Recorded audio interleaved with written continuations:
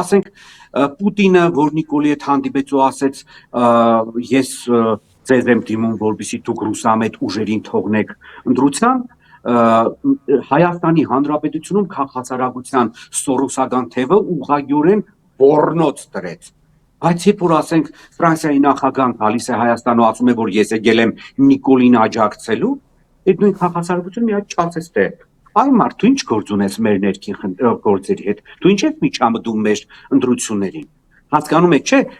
մենք արդեն այն վիճակում ենք, որ Թուրքիայի նախագահան իր կարծիքն է հայտնում Նիկոլի համար, գովազդելով նրան։ Ադրբեջանը տարբեր մեթոդներով գովազդում է Նիկոլին, ասենք Ալիևը չի ասում, որ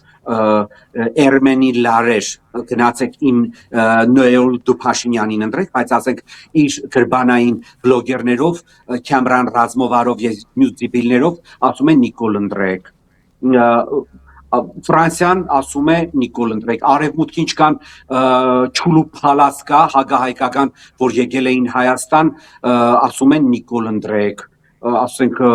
Ամերիկայի Միացյալ Նահանգների փոխնախագահ Վենսը գալիս է Հայաստան, ասում է Նիկոլ ընտրեք։ Նրանց բոլորին կարելի է ասել Նիկոլ ընտրեք, բայց ռուսներին չի կարելի ասել, որ Նիկոլ թույլ տուր, որ ռուսամետ ուժերը եւս մասնակցեն ընտրություններին։ Հասկանում եք, չէ՞, այս երկակի ստանդարտներն ու արևմուտքի ցինիկությունը որն է, այսինքն իրանց կարելի է ամեն ինչ էստեղ անել, բայց ռուսին օրինակ չի կարելի բացարձակ։ Եվ Ֆրանսիան, ինչպես ես նշեցի, շատ անկեղծ է։ Մարդիկ շատ բարձ հասկացնում են, որ իրանք Հայաստանը մաքրում են ռուսերից թուրքերին տալու համար, որովհետև ֆրանսիական մերկանտիլ արտաքին քաղաքականության հիմքում ընկած է օգուտը, իսկ Հայաստանից Ֆրանսիան օգուտ չունի։ Հայկական 2.5-3 միլիոնանոց աղքատ շուկան չի կարող մրցակցել 90 միլիոնից ավել եւ բավական միջին խավ ունեցող թուրքական շուկայի հետ։ Բացի դրանից դուք երբեք մի մոռացեք,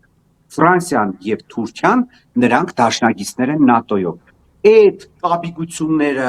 որ մեկ-մեկ լինում է նրանց միջև, թեպա էսպես, թեպա այնպես, հայկական հարցի բարձրաձայնում Ֆրանսիայի մայրաքաղաքի